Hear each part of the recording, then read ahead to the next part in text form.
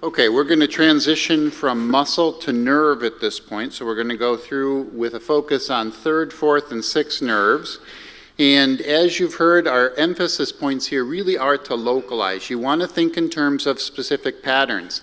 Not everything comes in as it appears. It's not exactly face value. And always think in terms of emergent diagnoses and then consider myasthenia and the mimics. So in neuro-ophthalmology, like real estate, I guess, location is paramount. So location, location, location. So this is actually the top performing Dunkin' Donuts franchise store in the globe, and because of their location. And when you're talking about double vision, we've talked about the 6 locations you have to consider.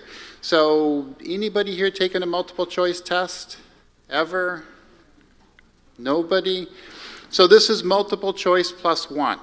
Okay? For the most part, that's going to cover all your sources of diplopia. And we're going to begin with the third nerve. Now the third nerve lives in the midbrain, and we'll take a quick tour from the pons up to the midbrain. And what you can see here is the upper aspect of the pons. Here's the basilar artery.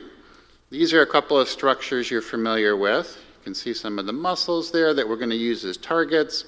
And then as we go up, what you'll see is that basilar is going to split into the PCAs. You got a PCOM here.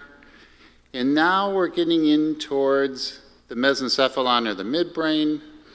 And the third nerve, of course, is going to be coming right out of this interpeduncular fossa. You can get a nice shot of the optic nerves, the infundibulum.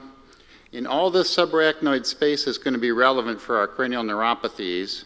And then finally, we're right up here, right into the midbrain itself, Mickey Mouse right there.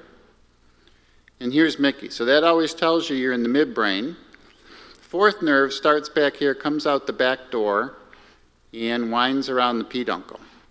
And if you look at it in the sagittal plane, we often talk about the hummingbird. So the head of the hummingbird is the midbrain, the belly is the pons, here's the medulla, and then here's the wing, the cerebellum.